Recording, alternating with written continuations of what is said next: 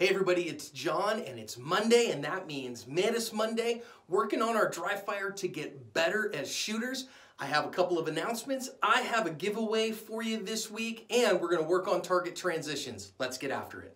Want to be a better defensive shooter in 2018? Join the ASP Dry Fire Challenge by joining our Facebook group and by subscribing to the Active Self-Protection Extra channel for weekly lessons on getting better with your defensive firearm.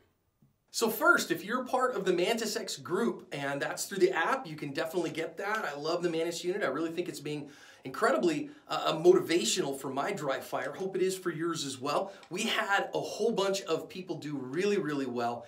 The absolute best benchmark this week, Wayne.C1972, had a 97.2 10-shot benchmark. Dude, great job. We also had 31 people complete at least 200 shots on the app and 79 people who did any shooting at all in the app. Great job, everybody. A lot of people getting invested and involved. Over 16,000 dry fire reps recorded in the app this week. And I know a whole bunch of us don't have the app or don't have a Mantis unit, and so really that number is much higher. I think we're really making a difference with our dry fire work. Okay, this week I want to work on transitions. Now, I work on transitions for a slightly different reason than most people. Now, if you're a competitive shooter, of course, you're going to have multiple targets that are going to be arranged in a row. You're going to have to make those transitions all the time. As a defensive shooter, I think in defensive shooting, we need to make those transitions as well.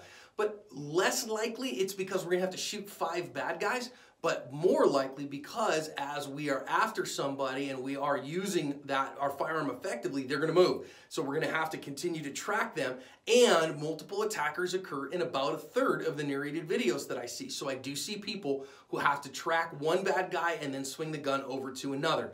Now there's a little bit of a danger here, and I'm going to show you. Now this one here, you can see I have my training barrel in it. When you put that on there, it blocks the chamber completely. You cannot load this gun. This is a training tool right now.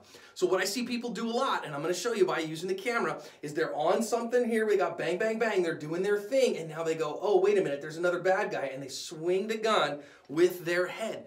Now I want to show you, because I'm going to do that quickly, and I want you to watch how far that my barrel is going to go over and then have to come back. So again, if I'm here and I have that and I swing them all together, I saw it, I came all the way to the middle and then had to come back here.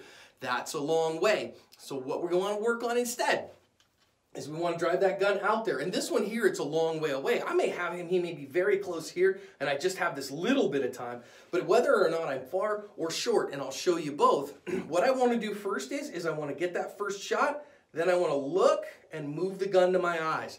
So if I'm way over here, I'm here, bang, bang, bang, my eyes go, and the gun comes up to follow my eyes. So I look first, then I bring the gun, because I'm much less likely to overshoot, because my eyes can stop a lot before my gun hand. So if I'm doing that on the other side and I'm close and here it is, I look and then I bring the gun over. If I'm farther, I look and I've got it. Now I look and I bring the gun to my eyes. Eyes go first, gun goes second. So here's how we're going to work that in our dry fire. You can actually work it 2 different ways. You can work it far, a far transition, or a near transition. You can work the snap at the first or at the second. Let me show you what I mean. So let's work it a short transition, and we're going to work it from the snap on the second one. So here I am. I'm going to drive in, get everything right, got my sight picture, my sight alignment, everything's good.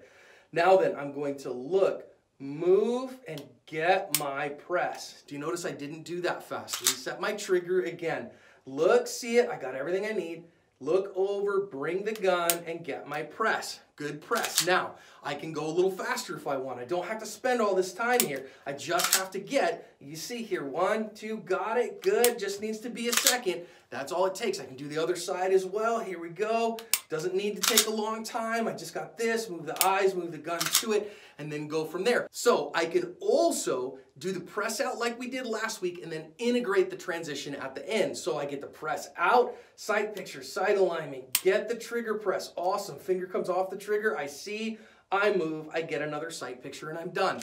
That way is just as well, because again, as I'm out here on target, get my trigger press, see something else, move the gun to it, and get it on target, and press another shot. I can press that second shot, I just won't get the compressed trigger. So our goal this week, 200 presses with a target transition. So that means this counts as 1. I got 1, bang, got a good press, see it, and move. And notice it doesn't take long. See it, press, eyes move. That's all it takes so that I can see first, then move the gun over. 200 reps. All right, a fun giveaway this week. I have a few of these left. Let me see if I can show it to you there. These are window clings with the Active Cell Protection logo on it. I haven't sold these in a while, but I have a few of them left. And I'm gonna give one away to somebody who can tell me where I got the rules of stupid from. You remember the rules of stupid. Don't go stupid places with stupid people and do stupid things, and I have added at stupid times. But the original rules of stupid, I have called something else because that person who I got it from is a known figure and I wanted you to know who I got it from. So if you know who that is, put it in a comment who originated the rules of stupid. We actually call it his or her law and that person's law. And if you know who that is, put it in a comment, and of all those who are answering correctly, we'll pick one, and I'll send you a decal on me. Have a great week with Dry Fire, everyone. Let's have some great snaps this week.